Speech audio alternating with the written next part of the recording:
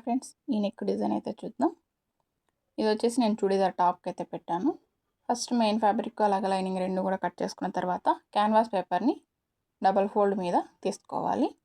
పై వైపున 1/2 inch shoulder ఖర్చు draw చేసుకున్న తర్వాత 3 ఇంచీలు నెక్ వెడల్పు, అలాగే 6.5 ఖర్చుతో సహా నెక్ పొడవు, 3.5 కింది వైపున నెక్ విడ్త్ అనమాట. ఈ విధంగా మొత్తం లైన్స్ అన్నీ కూడా కలిపేసుకున్న తర్వాత రౌండ్ షేప్ అయితే డ్రా చేసుకోవాలి. ఇది నార్మల్ చూడీదార్ టాప్కి మనం తీసుకునే మెజర్మెంట్స్. తర్వాత కింది వైపున 2.5కి ఈ విధంగా ఎక్స్ట్రా మార్క్ చేసుకొని నెక్ దగ్గర 1.5కి ఈ విధంగా మార్క్ చేసుకోవాలి. ఇలా లోపల వైపుకి 1 ఇంచ్కి అయితే మార్క్ చేసుకొని ఈ 2.5 మార్కింగ్ దగ్గర నుంచి ఈ విధంగా షేప్ అయితే డ్రా చేసుకోవాలి. తర్వాత 1 ఇంచ్ ఎక్స్ట్రా ఉండేలా చుట్టూ ఈ విధంగా లైన్ డ్రా చేసుకున్న తర్వాత ఫస్ట్ అవుట్లైన్ అయితే కట్ చేసుకోవాలి. తర్వాత లోపల వైపు మనం నెక్ ఏ విధంగా మార్క్ చేసుకున్నామో అదే విధంగా కటింగ్ అయితే చేసుకోవాలి. ఇప్పుడు దీన్ని లైనింగ్ మీద పెట్టుకొని మనం క్యాన్వాస్ అనేది ఐరన్ చేసుకున్న తర్వాత చుట్టూ 1/2 ఇంచు క్లాత్ ఉంచుకొని కట్ చేసుకొని ఈ 1/2 ఇంచు క్లాత్ని ఈ విధంగా ఫోల్డ్ చేసుకుంటూ స్టిచ్ చేసుకుంటూ రావాలి.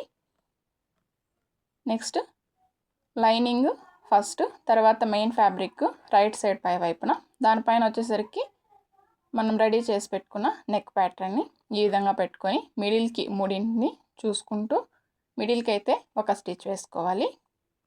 ఈ విధంగా స్టిచ్ వేసుకుంటే మనకు స్టిచ్ అయ్యేటప్పుడు నెక్ అనేది కదిలిపోకుండా ఉంటుంది అన్నమాట.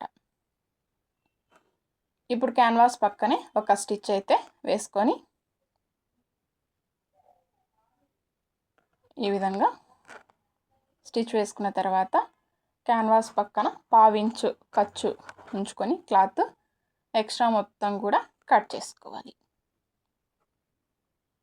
ఈ విధంగా కట్ చేసుకొని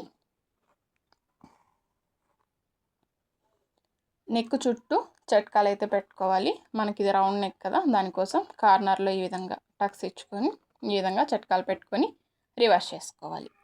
రివర్స్ చేసుకొని ఐరన్ చేసుకోవాలి. లేదనుకుంటే పై వైపున ఒక స్టిచ్ అయినా వేసుకోవచ్చు. ఈ విధంగా రెడీ చేసుకున్న తర్వాత మనకి నెక్ పీస్ ఉంది కదా, 6.5కి మనం రెడీ కట్ చేసుకున్నాం కదా, దానికి వచ్చేసి నెక్ దగ్గర వదిలేసి కింది వైపున 1/2 ఇంచు ఎక్స్ట్రా ఉంచుకొని ఈ విధంగా అయితే కట్ చేసుకోవాలి.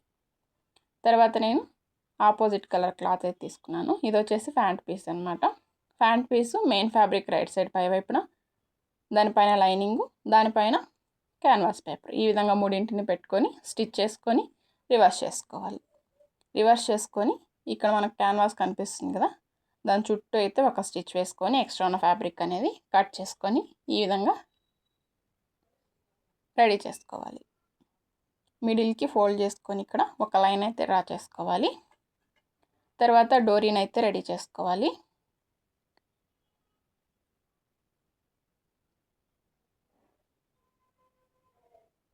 వీలైనంత సన్నగా చేసుకుంటే బాగుంటుంది.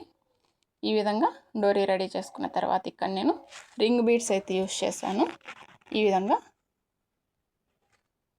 డోరీలోకి అయితే వేసుకోవాలి. ఈ బీడ్స్ 2 ఇంచీలు పొడవు ఉండేలా కట్ చేసుకోవాలి. ఇలా డోరీని ఈ విధంగా కొన్నిటిని రెడీ చేసుకున్న తర్వాత ఇక్కడ నెక్ దగ్గర మొత్తం కూడా 1/2 ఇంచ్ గ్యాప్లో అయితే స్టిచ్ చేసుకోవాలి. ఈ విధంగా నెక్ చుట్టూ స్టిచ్ చేసుకున్న తర్వాత ఓకేనా, ఇక్కడ టాప్ కలర్ క్లాత్ అయితే తీసుకున్నాను. దీన్ని మనం ఈ విధంగా ఫోల్డ్ చేసుకొని 1/2 ఇంచ్ గ్యాప్ ఉండేలా అయితే స్టిచ్ చేసుకోవాలి. అంటే పట్టీలాగా రెడీ చేసుకోవాలన్నమాట. ఈ విధంగా స్టిచ్ చేసుకొని రివర్స్ చేసుకోవాలి. డోరీని ఏ విధంగా రివర్స్ చేసుకుంటామో అదే విధంగా రివర్స్ చేసుకోవాలి.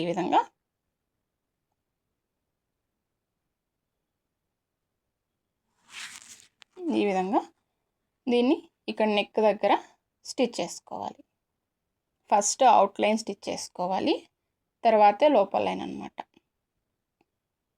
అప్పుడే మనం ఈ విధంగా లేస్ అయినా కూడా అంతే, ఫస్ట్ అవుట్లైన్ స్టిచ్ చేసుకుంటే మనకు ముడతలు రాకుండా ఉంటుంది. తర్వాత లోపల లైన్. ఇదే విధంగా కింది వైపును కూడా ఇంకొక లైన్ అయితే స్టిచ్ చేసుకోవాలి. ఇలా ఇక్కడ కూడా ఫస్ట్ అవుట్లైన్, తర్వాత లోపల లైన్ అయితే స్టిచ్ చేసుకోవాలి. ఈ విధంగా స్టిచ్ చేసుకొని ప్యాచ్ రెడీ చేసుకున్న తర్వాత మనం మిడిల్కి మార్క్ చేసుకున్నాం కదా, ఆ మిడిల్ చూసుకొని అలాగే టాప్కి కూడా మనం మిడిల్ అయితే చూసుకోవాలన్నమాట. రెండింటిని ఒకదాని మీద ఒకటి వచ్చేలా ఈ విధంగా పెట్టేసుకొని చుట్టూ స్టిచ్ చేసుకోవడమే. ఫస్ట్ మిడిల్ నుంచి ఒకవైపుకి స్టిచ్ చేసుకోవాలి, తర్వాత ఇంకొక వైపు. ఈ విధంగా స్టిచ్ చేసుకుంటే సింపుల్గా మనకి నెక్కి ప్యాచ్ వర్క్ అనేది రెడీ అవుతుంది. ఇంకా నేను సపరేట్ క్లాత్ ఏం యూస్ చేయలేదు, ఓన్లీ ఫ్యాంట్ పీస్ అయితే యూస్ చేశాను. ఫైనల్